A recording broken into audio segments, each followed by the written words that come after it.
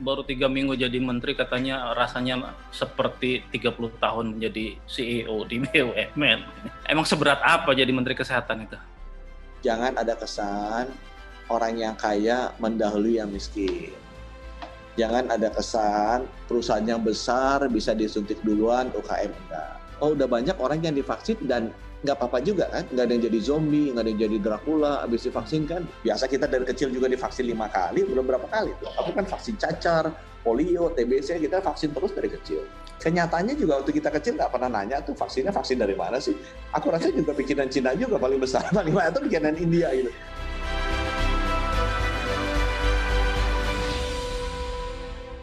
Sepekan lebih program vaksinasi COVID-19 secara nasional telah dilakukan.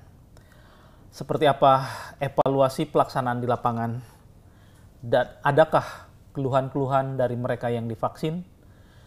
Dan bagaimana sikap pemerintah dalam hal ini, Kementerian Kesehatan, menyikapi masih beredarnya opini-opini di media sosial dari mereka yang menolak vaksin. Untuk membahas isu ini, saya akan mengajak Anda Detikers untuk mengikuti perbincangan dengan Menteri Kesehatan Bapak Budi Gunadi Sadikin melalui aplikasi Zoom berikut ini. Halo, Assalamualaikum Pak Budi, apa kabar Pak? Waalaikumsalam, Kang Ajat. Baik-baik, sehat-sehat lah. Yang penting Menteri Kesehatannya sehat. Oh iya, jangan sampai bikin malu kalau sampai sakit. Tapi hari ini Pak Budi bilang ini lebay, dramatisasi atau gimana? Masa baru 3 minggu jadi menteri katanya rasanya seperti 30 tahun menjadi CEO di BUMN. Emang seberat apa jadi menteri kesehatan itu? Itu beratnya gara-gara yang kita urus tuh nyawa manusia, itu yang bikin tegang. Kalau di BUMN kan urusannya duit. Ya. Nyawa. Oh beda ternyata ngurus nyawa sama ngurus duit. Itu aja sih gitu. Yang bikin tegang. Oke, Pak, vaksinasi, saya mau fokus ke vaksinasi dulu aja ya, langsung. Ya.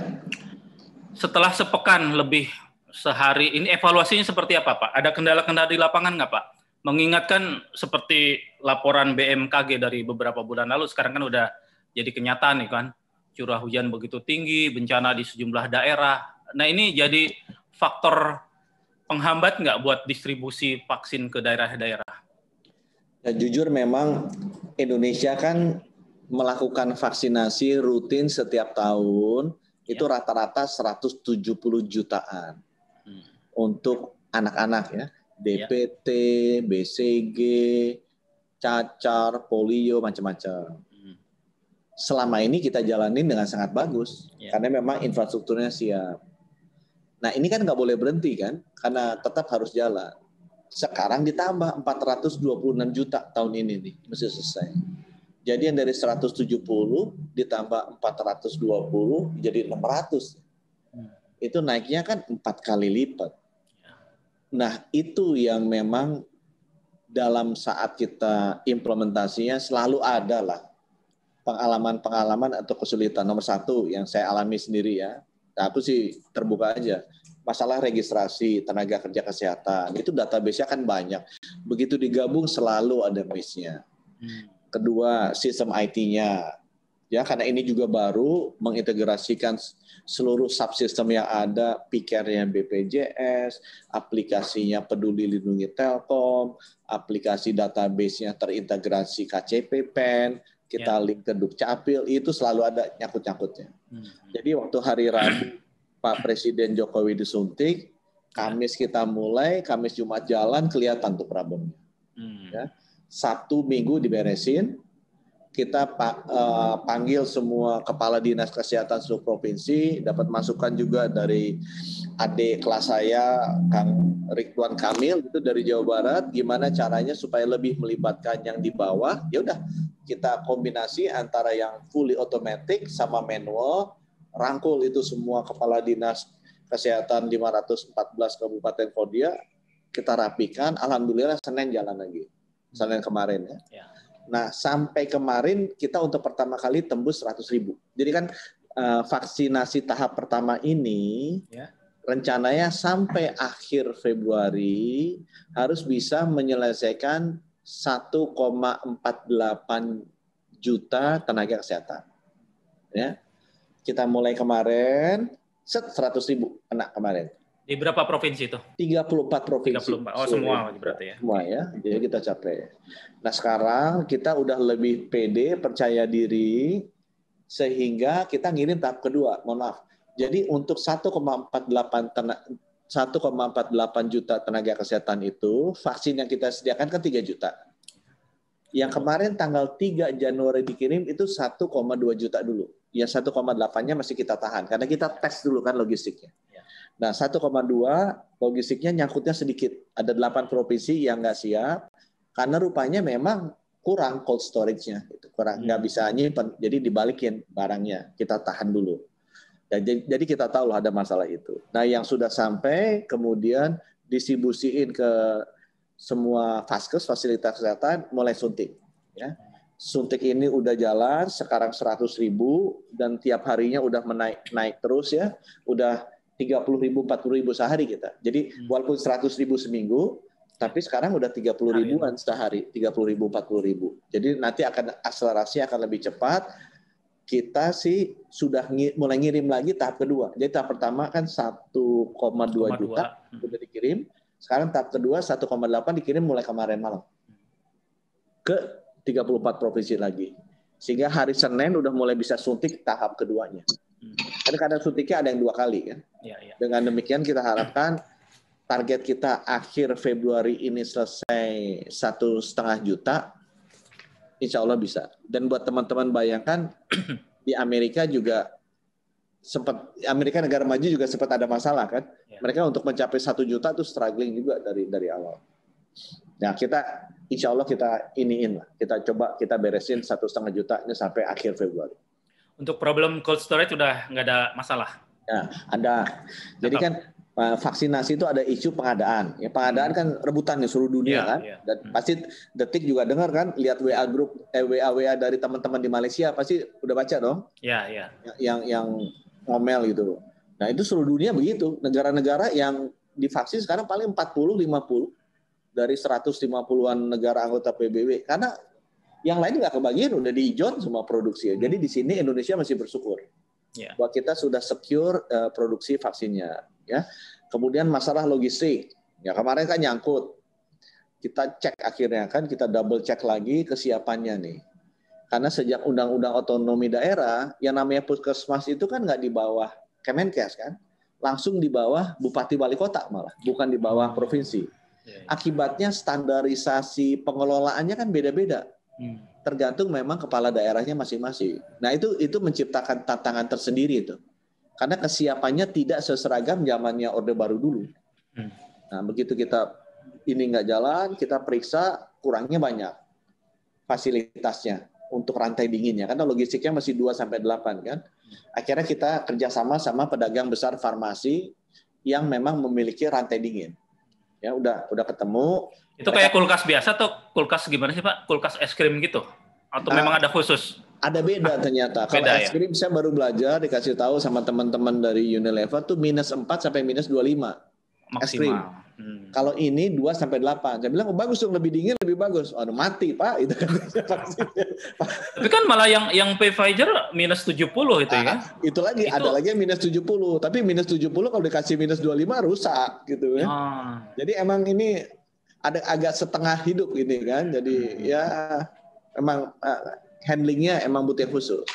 Nah, habis logistik ya masalah vaksinasi itu tadi saya bilang. Vaksinasi itu kan masalah ternyata orangnya nggak datang. Pas datang saya terus terang kaget juga. 10% dari yang daftar kan ini yang registrasi itu udah batch pertama kemarin udah berapa 500.000 gitu ya. Yang udah datang udah 150.000 ya mau suntik.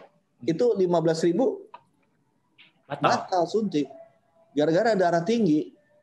Jadi ternyata banyak orang Indonesia tuh darah tinggi. Kurang lari, kurang olahraga, kurang sehat. Jadi itu mesti diulang lagi, mesti tunggu dulu sampai turun baru suntik lagi. Tapi saya kalau dari cerita Bapak ini sebetulnya kan sudah mundur ya pelaksanaan vaksinasi itu. Gimana kalau ngikuti dulu targetnya Pak Luhut November, awal Desember. Pak Luhut kayaknya nggak tahu betapa acak kadutnya di lapangan itu. Nah, sebenarnya dengan segala kerendahan hati, targetnya dari dulu sama. Betul, akhirnya kan balik seperti yang disampaikan Pak Erick Thohir di awal gitu kan. Sama. Penghitungannya paling Februari atau ini pertengahan Januari. Lebih rasional. Cuma kan sama, semua orang kan pengen lebih cepat. Ya.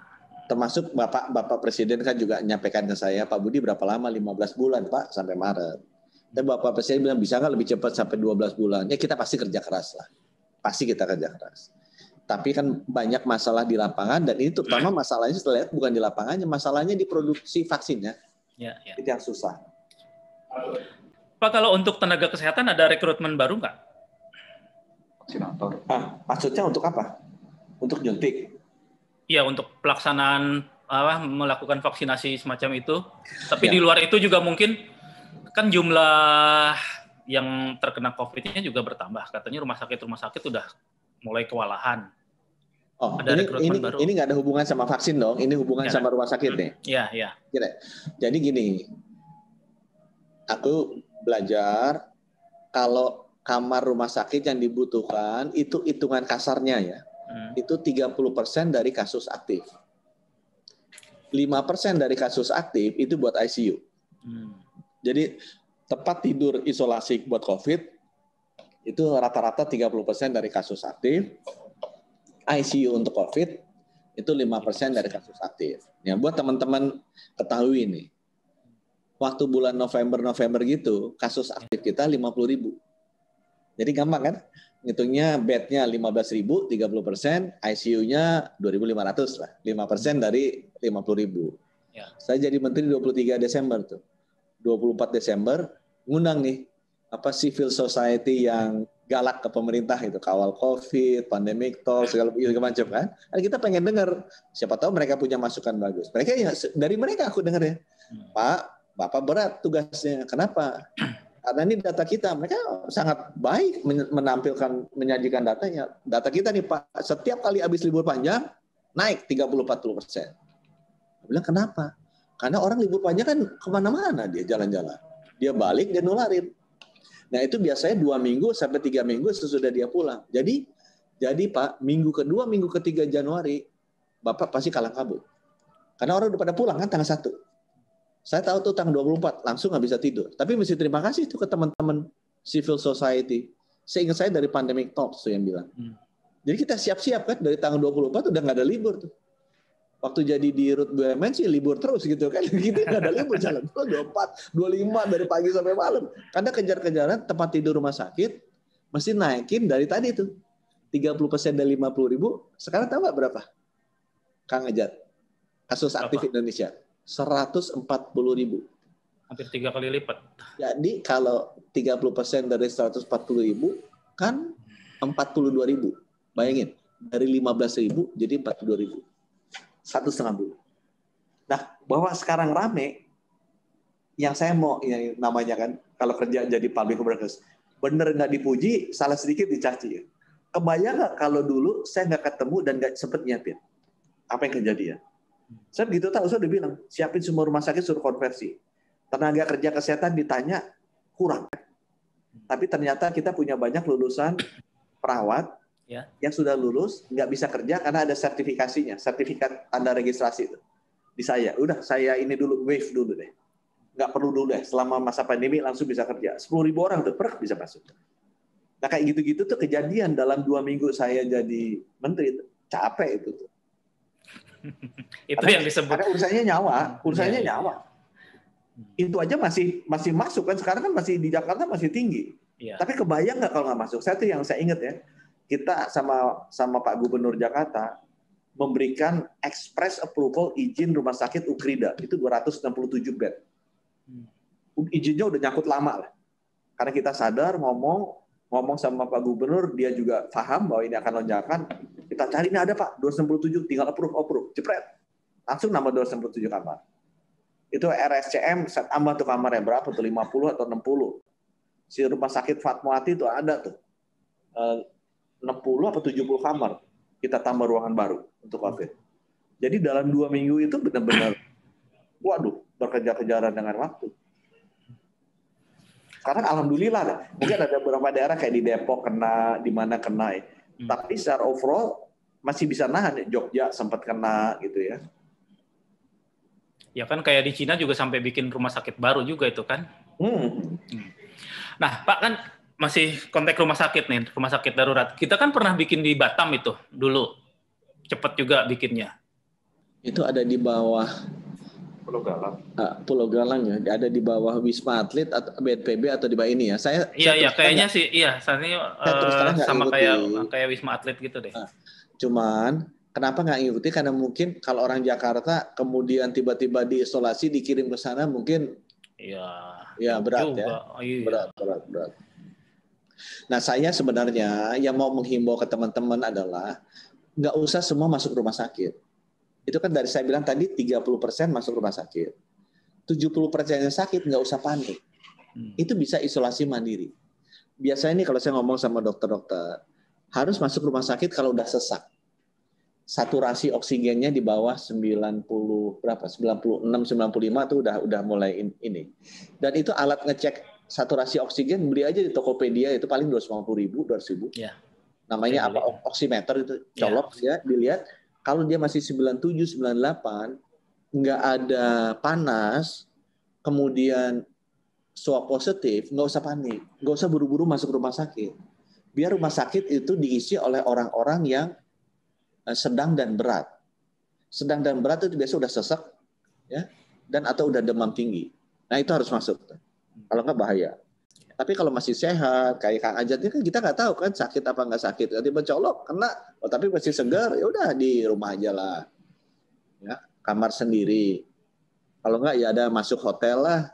Tergantung Detikom bayar berapa. Misalnya Pemret bintang 5, masuk bintang 5. Pak, selain kendala-kendala tadi kan sampai hari tadi saya selesai Jumatan tuh masih aja bertebaran isu-isu atau hoax dari kelompok-kelompok yang anti vaksin kan Pak. Intinya tetap ngapain juga ikut vaksinasi kalau masih harus 3M, masih nggak boleh ketemu ini, nggak boleh ketemu itu. Ini cuma buat nguntungin industri farmasi aja ini katanya, dibodohin kita sama industri farmasi. Nah sebetulnya tapi saya lihat juga kampanye dari pemerintah yang disiapkan seperti apa untuk menangkal opini-opini kayak begitu Pak. Menetralisir. Saya ngukurnya nih. Orang mau divaksin apa enggak nih ya, ukurnya nih. Kalau baca berita Detikom, itu ditulis, dokter senior, umur 77 tahun, udah vaksin. Itu Detikom, gimana tuh? Ada Detikom tuh, nggak salah tuh. Gitu kan? Jadi artinya, even dokter yang paling ngerti aja mau vaksin. Gitu ya. Nomor 1. Nomor 2. Karena dia dokter beneran, bukan dokter politik. Betul. Nomor 2. Berapa banyak orang yang WA saya, bilang saya nggak mau vaksin atau WA-nya gini, harus cariin dong gimana caranya supaya vaksin cepat.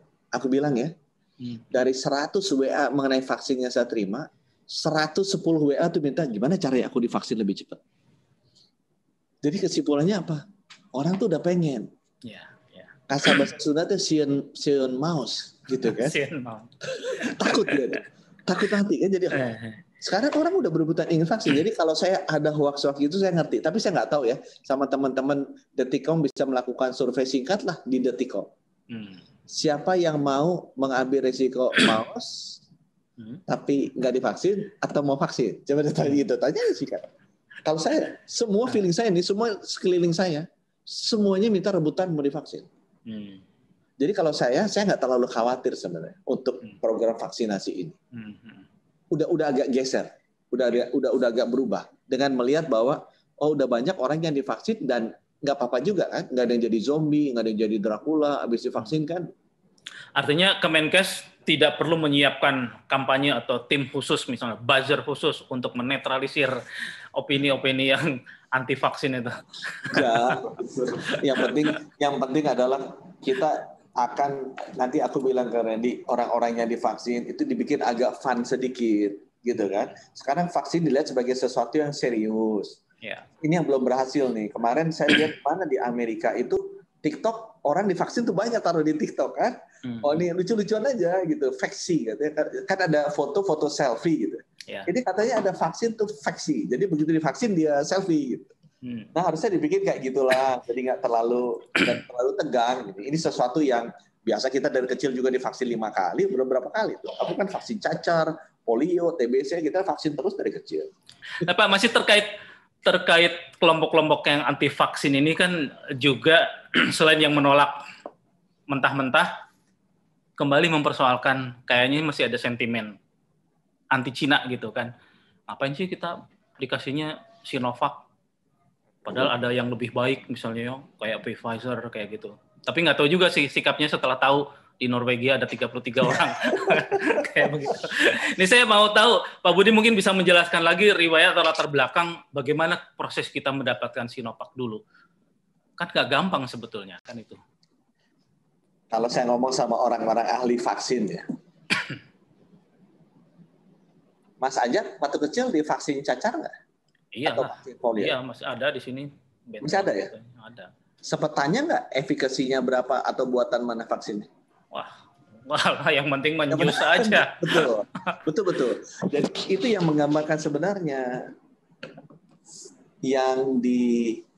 saya tanya sama ahli biologi molekuler. Yeah.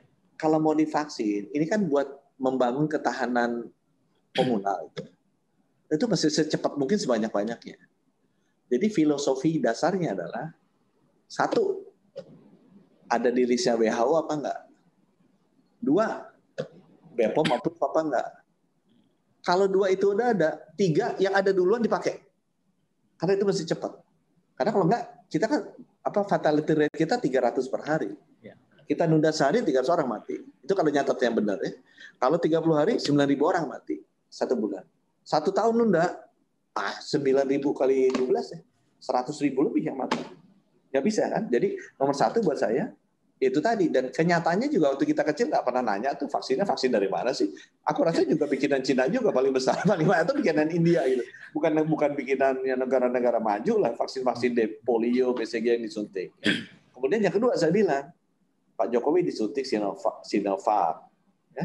Erdogan juga disuntik, Turki, gitu kan? Sama-sama pemimpin negara Muslim gitu ya. Sama pemimpin negara Muslim disuntik juga sama ini gitu kan. Jadi ya kalau buat saya balik lagi, yang paling cepat kita dapat kita suntik. Pak, terkait program vaksinasi ini kan Bapak sempat bilang akan selesai 9 bulan. 15. 15. Nah ini kan bikin resah para pengusaha. Wah, lama banget gitu 15 bulan. Gimana gue bisa tenang nih berbisnis gitu kan? Kalau tiba-tiba pegawai atau karyawannya kena di tengah jalan, ini kan akan mengganggu produktivitas begitu. Kemudian muncul wacana atau usulan, boleh nggak sih dunia swasta untuk melakukan vaksinasi mandiri khusus untuk karyawannya? Mungkin ini perusahaan-perusahaan besar tentunya yang punya puluhan ribu pegawai misalnya, atau kayak di komplek industri di Karawang atau di Jababeka misalnya, seperti itu.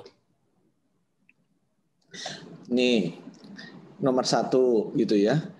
Saya sebagai regulator di kesehatan, secara substansi ya, mengenai program vaksinasi ini kan untuk mencapai kekebalan komunal. Supaya apa sih?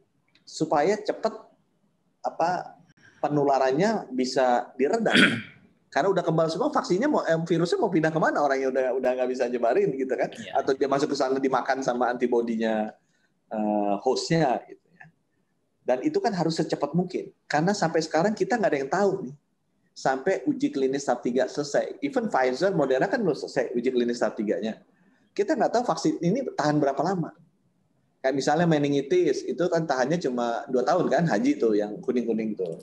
Kalau flu mungkin tahannya ada yang 1 tahun kan, mesti divaksin lagi. Ini kan kita nggak tahu nih tahannya berapa lama, karena memang uji klinis tahap 3-nya belum selesai. Jadi buat saya sebagai regulator, yang paling penting secepat-cepatnya.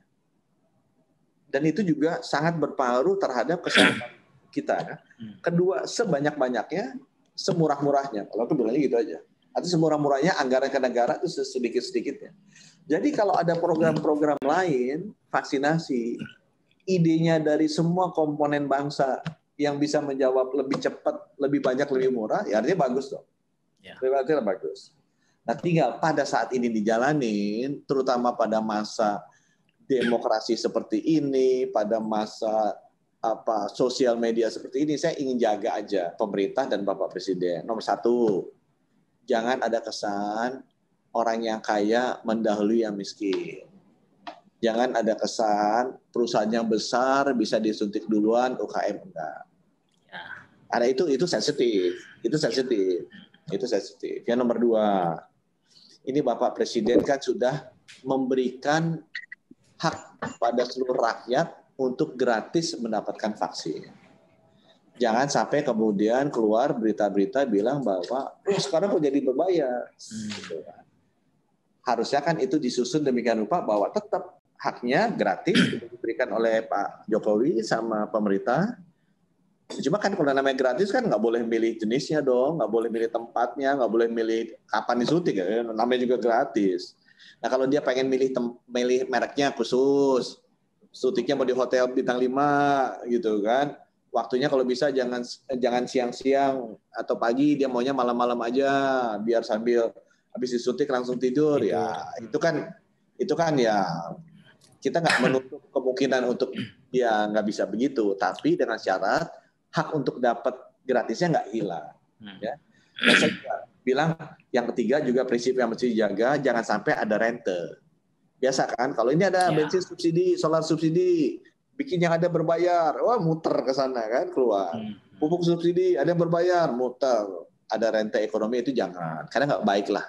Nah, kita udah bikin sih, mikir kalau mau selama ketiga concern itu bisa dijawab dengan baik, kita bukan ngomong ini mandiri atau dikotomi swasta, non swasta, dikotomi kaya atau miskin, dikotomi mandiri atau government. Kita mau membangun narasi bersama bahwa ini vaksin gotong royong. Jadi untuk itu secepat-cepatnya memberikan vaksin kepada sebanyak-banyaknya rakyat Indonesia dengan sesedikit-sedikitnya membebani anggaran pemerintah, boleh dong kita membuat konsep vaksin gotong royong. Sama seperti sistem keamanan rakyat semesta, hankam rata gitu kan. Emang ABRI bisa menang aja dengan bertempur sendiri kan, dibantu rakyat jadi lebih kuat. Sama kan? Pemerintah emang bisa nyesain vaksin ini sendiri. Kalau dibantu seluruh komponen rakyat kan lebih kuat. Tapi konsepnya gotong royong, bukan mandiri versus pemerintah, itu kan berbeda kan. Ini konsepnya justru sama-sama. Dan aku sih welcome, aku rasa itu malah saya terharu kalau misalnya ada komponen-komponen swasta yang mau berpartisipasi, bergotong royong dengan pemerintah untuk mempercepat program vaksinasi ini. Dan coba tolong dimengerti, ada beberapa rambu-rambu kayak tadi saya sampaikan yang agak sama-sama. Karena kan kita hidup di alam media sosial seperti saat ini. Dan jangan ada embel-embel minta insentif ini itu lagi ya Pak ya? Iya dong, jangan dong. Ini kan harus niatnya tulus gitu kan. Saya bilang, saya insentifnya juga ngerti. Saya kan bekas bisnismen juga. Daripada suruh swab itu pemretnya Detikcom seminggu sekali kali 900.000 gitu kan. Sebulan 3,6 juta kan mendingan divaksin sekali 1 juta selesai 1 tahun gitu kan. Hitung-hitungan itu juga aku kan ngerti. Buat swasta juga lebih bagus. Cuma nanti teknisnya gimana Pak? Tetap pemerintah yang beliin, negara yang membelikan, atau mereka boleh bebas mencari sendiri di pasar? Itu sedang dibahas. Tadinya sedang dibahas di dalam lah, supaya jangan sampai ada efek-efek negatifnya tadi. Ya. Kalau misalnya boleh beli, ya bagus juga. Cuma kalau yang beli tiba-tiba abal-abal gitu terus gimana kan? Disuntik, mau, susah gitu kan? Nanti tanggung jawab jadi rame, jadi semua orang malah jadi benar-benar takut. Jadi emang nanti mesti diatur siapa yang boleh beli, belinya dari mana, gimana cara nyalurinnya, suntikannya seperti apa, gitu itu mesti diatur. Nah kita inilah sedang berdiskusi menyiapkan itu. Kenapa? Saya ingin bilang karena teman-teman ini yang nakes juga belum selesai. Kan kehel dia kan kalau ini karena ada masalah timing juga nih. Gimana kalau vaksin mandiri, tenaga kesehatannya aja belum selesai, tiba-tiba Pemretnya Detikcom, mendali dokter dan marah. Karena kan emang Detikom ngerumah sakit, ngerawat yang sakit kan enggak, mana kan kesehatan. Nah itu kan kita waktunya mesti diukur. Aku rasa idealnya tuh sesudah TNI dan Polri mulai lah, sesudah public workers ini mulai. Berarti Baru sekitar kemudian, Maret nanti berarti Pak ya? iya, kalau Hitung-hitungannya aku bilang ya Maret, mundur-mundur dikit April lah kalau nyangkut-nyangkut. Range-nya di sekitar itu, sabar-sabar. Tapi saya terima kasih dengan ketidaksabaran teman-teman swasta termasuk Detikom dan grupnya itu kan menunjukkan bahwa semangat vaksinasinya jauh lebih tinggi daripada dengerin hoax yang anti vaksin. Ini kan berebut kan, ini menunjukkan sebenarnya semua orang pengen. Ya Pak, terakhir soal vaksinasi ini, Bapak kan pernah ngelontarin mau bikin sertifikat untuk orang yang sudah divaksin nih, semacam sertifikat sehingga bisa lebih relatif lebih bebas. Tapi kemudian ada kritik tuh dari pakar epidemiologi, Mas Diki Budiman. Oh nggak gitu, dengan sertifikat orang makin liar. Sekarang aja sebagian masih kayak gitu, mentang-mentang udah bisa vaksin, gue bisa bebas keluyuran kesana kemari kayak gitu. Ini nomor satu ya, itu keluar pada saat konteks di RDP DPR Komisi 9. Karena ada yang menanyakan itu. Itu supaya duduk aja tuh. Ya. Dan kita sebagai orang yang believe bahwa masalah kesehatan dan pandemi ini sangat berbasis sains, ya kita terbuka dengan pendapat orang lain. Itu namanya demokrasi. Dan di sains kan demokrasi is everything. Orang boleh debat segala macam. Jadi saya welcome dalam kondisi, saya dengerin dulu, nggak boleh dong nutup alternatif itu. Apakah itu benar apa enggak? Belum putus. Ya. Ya, tapi kita masih dengarkan juga dengan semua pihak apakah ini baik atau nggak baik. Gitu ya. Konteksnya yang saya ingin sampaikan begini ini buat ke teman-teman. Banyak orang yang merasa bahwa pandemi ini nggak akan merubah pola kehidupan manusia. Bahwa pandemi ini tidak mengubah peradaban manusia. Sehingga kalau ada perubahan dari sisi pola kehidupan kita, itu dibilang jangan dulu, nggak boleh. Menurut saya itu yang kita harus secara realistis menerima. Contoh, aku kasih contoh gini deh, biar nggak terlalu teoritis. Kita kan semua pernah naik pesawat terbang ke luar negeri ya. Ya. Saya kebetulan karena udah tua, mengalami itu peristiwa yang namanya apa 9/11 ya, yang pesawat ngehajar nabrakin WTC. Event itu merubah industri transportasi udara. Peristiwa itu mengubah pola bisnis industri transportasi udara. Merubah perilaku manusia dalam bisnis transportasi udara. Yang dulunya datang ke airport bisa 1 jam sebelumnya, mesti 3 jam sebelumnya.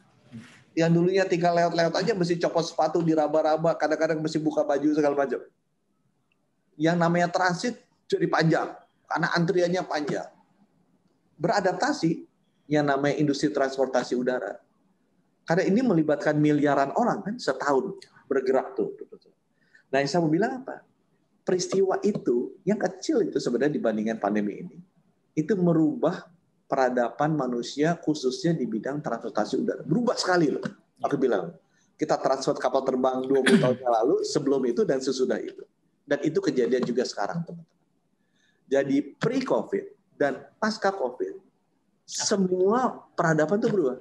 Baik itu belajar mengajar, baik itu interview wartawan, baik itu meeting dengan kolega, baik itu melakukan perdagangan, makan-makan, konser, dengerin musik, semua itu berubah. Nah kita mesti membuat protokol baru. Mesti terbuka pikiran kita untuk menerima adanya protokol baru pasca COVID untuk masing-masing kegiatan itu. Gimana industri pariwisata kuliner sebelum dan sesudah COVID? Beda. Bagaimana yang namanya industri transportasi udara, darat, dan laut pre-COVID sama pasca COVID? Pasti akan berubah. Dan kita harus terbuka. Karena nanti pasti akan ada tuh inovasi-inovasi yang dilakukan di masing-masing industri. Nah, contohnya di transportasi udara pada saat 9/11 itu hanya satu sektor. Ini sekarang semua sektor kehidupan kena. Perdagangan, pedagang retail, pedagang grosir, kerjaan media wartawan yang online, nggak online. Sekarang kan Yang media online, wah langsung naiknya tinggi sekali. Gitu kan dibandingkan yang wartawan interview yang ini. Pak Budi, tadi terkait inovasi-inovasi, pandemi juga kan melahirkan inovasi-inovasi. UGM, UNER, UNPAD, khusus UGM dan UNPAD ini misalnya dia menemukan genos alat untuk pelacakan alat bantu deteksi dini COVID lah ya. Itu untuk inovasi-inovasi semacam itu supporting dari Kemenkes seperti apa? Atau itu di bawah, karena itu menyangkut teknologi, di bawah BPPT, Kementerian Ristek dan Teknologi? Genos itu yang keluarin izin edarnya memang dari Kemenkes. Ya. Apakah ada yang bisa diperbaiki apa enggak? Aku rasa ini kesempatan ya sebenarnya ya. Indonesia bisa lebih loncat katak lah, leapfrog untuk masuk ke tataran negara yang lebih tinggi di dunia. Jadi kalau saya ditanya, saya sangat mensupport inovasi-inovasi baru ini. Tinggal kita harus bisa lebih bekerja sama. Contoh, ini kan misalnya yang udah dilakukan aja. Itu ada vaksin mutasi baru tuh dari Inggris. Yang namanya SN501Y itu masuk tuh. Atau 117B kalau nggak. Nah itu gimana caranya? Yang bisa deteksi itu. Counter intelligence tools-nya kita untuk tahu bahwa ini udah ada yang nyusup nih. Teroris baru nih dari Inggris. Gitu ya. Nah, yang punya kapasitas untuk mendeteksi itu hanya saya sama BRIN. BRIN punya lab, saya punya lab. Yang bisa melakukan genome sequencing, baik itu whole genome sequencing maupun partial genome sequencing. Yang bisa lakukan kita berdua. Dan cuma masing-masing nggak pernah terkoordinasi. Indonesia kan susah kompaknya. Gitu kan? Nah, sekarang saya udah tanda tangan sama Pak Bambang. Kita bikin jaringan lab di bawah saya sama Pak Bambang, 12 lab, untuk bekerja sama sharing informasi, sharing resources, sama menjadi satu dalam menghadapi genome sequencing lab di luar negeri, agar Indonesian perspektif itu didengar, disampaikan ke sana. Hasil riset-riset kita bisa terkonsolidasi, bisa diberikan ke sana. Resources kita dari sisi anggaran bisa terkonsolidasi di sana juga. Nah, teman-teman ya saya mau tegaskan, di masalah COVID ini banyak sekali riset-riset nggak hanya di sisi genome sequencing, tapi di sisi obat. Banyak. Ya, obat misalnya Avigan, Remdesivir, Ivermectin, Actemra, itu kan bisa uji klinis di kita. Banyak kok. Misalnya kalau Universitas Erlangga, UGM punya obat-obatan baru, ya mereka kan bisa bikin, bisa dites. Karena mumpung sekarang lagi banyak-banyaknya orang yang sakit. Tapi itu membutuhkan koordinasi dan kerjasama. Karena ada protokol kesehatan yang nggak boleh di-bypass kan. Nggak boleh di-bypass. Nah itu sama juga dengan alat-alat kesehatan. Alat kesehatan kita masih import semua.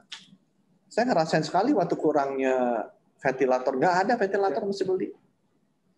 Waktu itu antivirus oseltamivir itu Tamiflu kan, bikin dalam negeri. Itu yang dipakai pertama kali sebelum ada Avigan. Obatnya habis ya loh. Kan bukannya produksi dalam negeri. Iya Pak, bahan bakunya luar negeri. Adanya belinya mana? Cina. Itu Cina di ini kan di lockdown, jadi nggak bisa keluar. Jadi mesti beli dari India. Tapi India nggak ada pesawat ke India. Si charter susah kita tuh. Jadi nggak resilient, daya tahan kesehatannya rendah. Nah itu yang saya truly believe bahwa itu harus dipromosikan. Nah gimana caranya? Nah, saya nanti akan coba memberikan anggaran yang lebih untuk membantu, tapi saya juga mesti kerjasama dengan institusi-institusi lain yang paling dekat ya kayak Menristek, BRIN, harus itu. Karena ngapain kita neliti sendiri, PhD-nya banyak di beliau, banyak di UGM, banyak di UNAIR, banyak di UI, banyak di ITB kan. Pakai aja mereka jago-jago. Alat-alat mungkin dari saya, sebagian anggaran dari saya. Gitu kan. Tapi arahan kita kasih, coba dong beresin obat dulu deh, ini yang sakit COVID. Beresin alat kesehatannya ini dong. Gitu kan. Ada prioritas-prioritasnya. Ada prioritas. Kayak terusan nih, aku tutup nih ya, vaksin. Aku rasa vaksin merah putih kurang dapat funding, coba Amerika. Yang namanya Operation Warp Speed, di Google aja. Berapa billion US dia kasih tuh Moderna, Pfizer, semua. Johnson Pharmaceutical dia kasih semua kan. Kita kan enggak. Karena itu research yang sangat diperlukan. Ya salahnya kita juga. Ya kita harus perbaiki deh. Gitu Mas aja. Oke. Terakhir nih Pak, ngomongin soal koordinasi. Ini kan Bapak beberapa hari setelah jadi Menteri Kesehatan punya teman, kolega, wakil Menteri Kesehatan. Karena tadi sempat ada yang kritikan, apa nih fisika nuklir kok jadi Menteri Kesehatan. Akhirnya didampingi oleh yang benar-benar seorang dokter gitu. Koordinasinya seperti apa? Ada pembagian tugas khusus nggak Pak? Wamen ngurusin apa? Bapak fokus ke vaksinasi dulu misalnya saat ini. Semacam itu nggak pola kerjanya? Semua yang berkaitan dengan kesehatan medis, saya rely 100% on him. Ya. Karena Dr. Dante adalah dokter muda, tapi sangat brilliant, bisa dicek ya ke semua dokter-dokter. Bukan hanya dokter-dokter, pasiennya banyak banget, antriannya susah banget.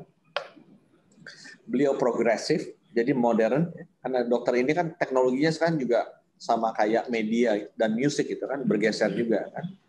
Dan forward looking, internationally well accepted. Jadi saya sangat nyaman untuk memberikan kepercayaan ke beliau, everything related with medical, ya, yang memang beliau ahlinya, saya rely ke beliau. Semua keputusan menteri yang terkait dengan medis, aku tanya beliau. Semua misalnya diskusi mengenai strategi obat yang sifatnya sangat medis, aku tanya beliau. Ini beliau baru saja membereskan, aku minta, ini apa nih? Clinical pathway, apa tata laksana rumah sakit untuk COVID. Karena beda-beda antara rumah sakit di Makassar, Manado, Surabaya, Jakarta itu beda-beda.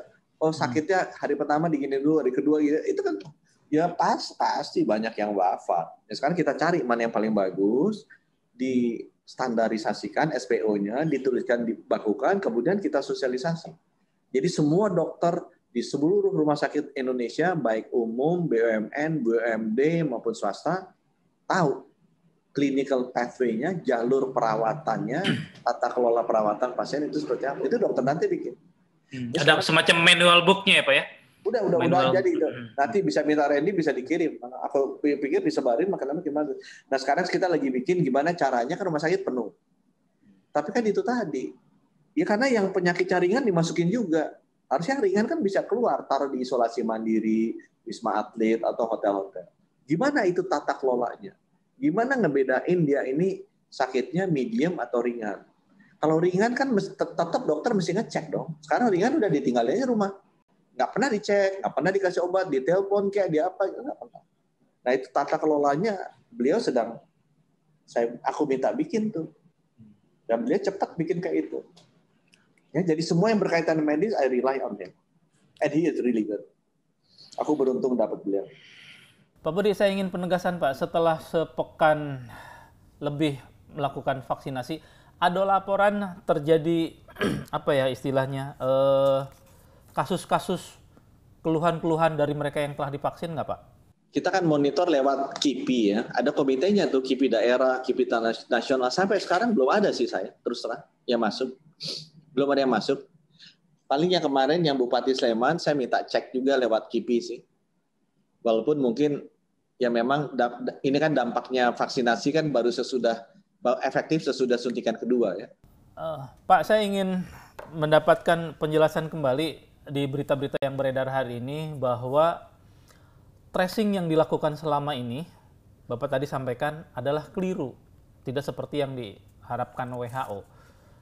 Harusnya seperti apa? Maksudnya seperti apa itu, Pak? Tracing itu penting ya, untuk bisa mengidentifikasi siapa yang tertular sehingga bisa ditangani dengan cepat agar tidak menularkan orang lain. Jadi strategi, kalau saya dengar dari teman-teman yang ahli epidemiologi, strategi menghadapi pandemi adalah dengan cepat meredam laju penularan. Flattening the curve, itu udah banyak banget ini ya kita bisa lihat. Nah, untuk bisa meredam laju penularan ini, kita mesti dengan cepat punya metode surveillance, metode testing yang tahu siapa yang kena. Jadi itu prinsipnya testing. Supaya kita lebih cepat tahu siapa yang kena. Malah harusnya yang ngejar kitanya nih, aparatnya. Kita mesti aktif ngejar. Siapa nih? Oke, Detikom tuh itu sering batuk-batuk, agak-agak demam-demam. Itu kayak pas Sudrajat ada ciri-ciri. Langsung dia nggak ini kita datengin, swab. Gitu ya. Nggak usah nunggu dia minta, di swab. Oh, ternyata benar kena.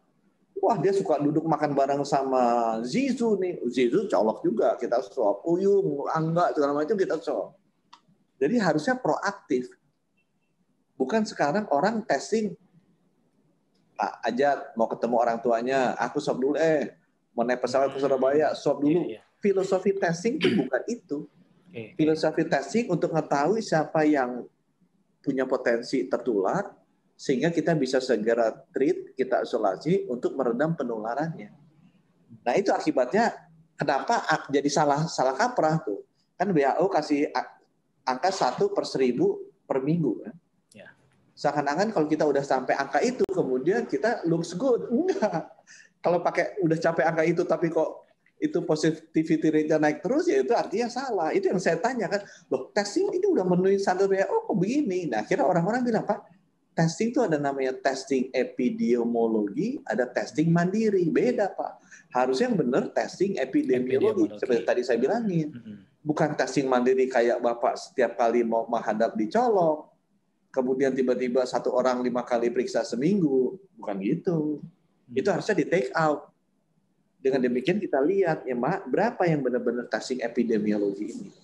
Karena tujuannya untuk mengidentifikasi dini, orang kena apa enggak, sehingga mereka bisa cepat diisolasi supaya bisa menurunkan laju penularan atau flattening the curve. Itu kenaikannya gara-gara kita liburan panjang. Oke. Dan itu bergerak orang-orang. Ya mobilitasnya tinggi.